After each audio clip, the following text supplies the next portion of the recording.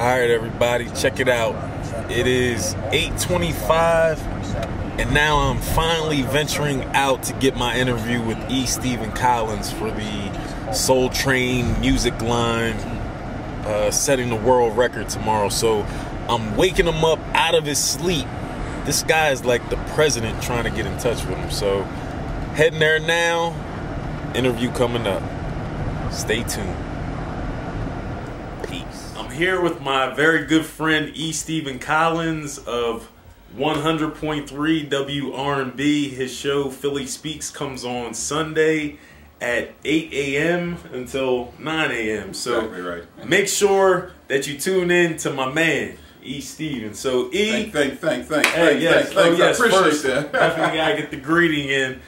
E, tomorrow, the event Soul Train Music Award line world record. Can you explain to the people what is going on? We are trying very hard to honor Don Cornelius, Yes. who was, without a doubt, Akeef, one of the coolest. Have you met Don before? Briefly. I met him at Burrell Advertising Agency in Chicago one day. He was in the lobby waiting for a meeting, and he was the same guy there that you saw on television. He was deadpan. He was cool. He had his fro. He looked impeccable.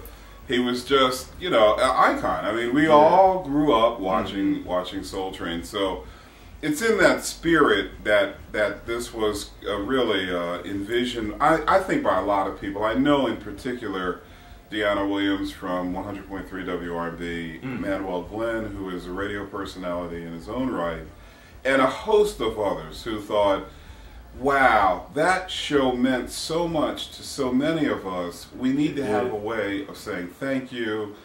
Then there is the Philly connection through Philadelphia International Records. Kenny Gamble, Leon Huff, the amazing duo that have written so many songs. As many people know, wrote the theme song for Soul Train that's called The Sound of Philadelphia.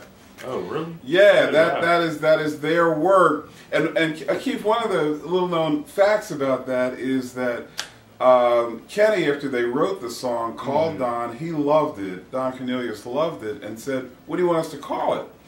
Thinking it would be called the Soul Train theme. And Don Cornelius said, "You can call it whatever you want, but don't call it the Soul Train theme." And so they called it The Sound of Philadelphia, which was awesome because it became a mega hit. And then later, years later, Don Cornelius in an interview said it was one of the bonehead decisions that he made because it was such a big smash hit. Wow. And it became the signature.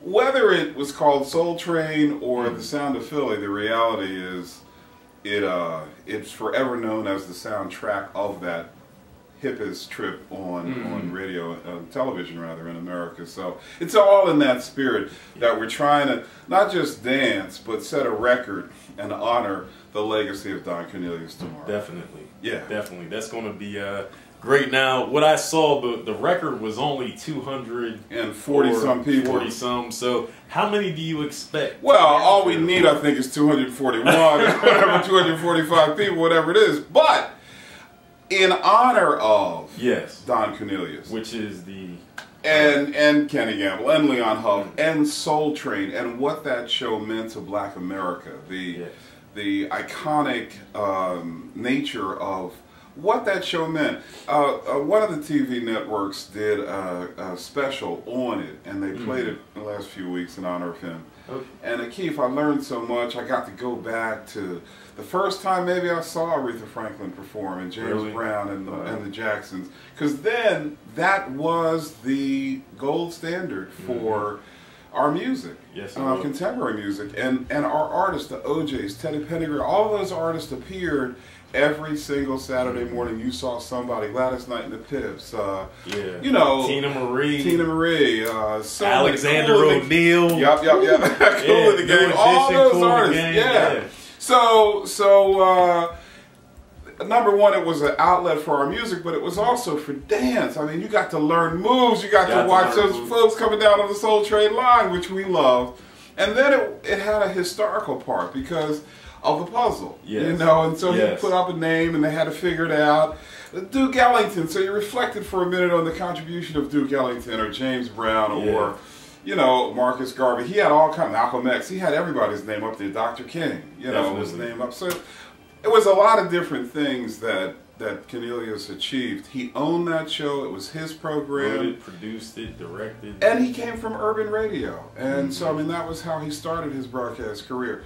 There are a lot of different ways that we kind of feel Don Cornelius and want to hold on the legacy. And then, of course, this weekend, Whitney Houston's untimely and sudden death. And so a part of tomorrow will be a tribute to Whitney Houston and her incredible impact of beauty, of song, of voice, of stature. People won't remember in years that she had problems with her drug addiction. People will remember that voice, her style, her pureness, and her genius, really, her talent. What she brought to music. Yeah, I hope so. I hope that's how people remember her. So we're going to try to do all that. So everybody who's watching this, please don't show up late. Y'all gotta be there at 4 p.m. 4 p.m. What time? And 4 until... Well, until we get it done. I don't think it's going to take too long. Yeah. But we're going to have some fun. Touchstone is going to be there. America's most talented blind DJ is going to be there mixing.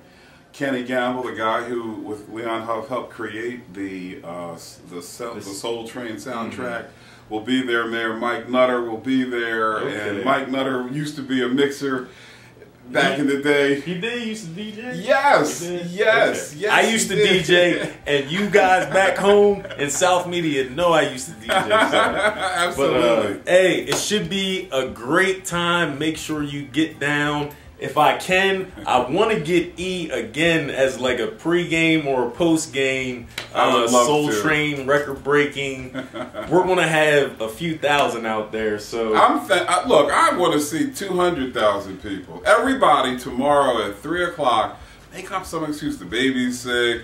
I got to put the trash out. The serviceman is coming. We're expecting a big blizzard. Whatever. And leave. Tell the boss, E. Stephen Collins said it was cool. If you get any flack, I'll take it over. Give me we have passes. Yeah. We have passes. You can take it but the reason why, Keith, people have to be there at 4, because this is an official deal. Guinness will be checking it. There's measurement. So if they're at 4, we're going to begin the line at a particular time, and everyone that goes down that line gets counted. And that's how we set the record.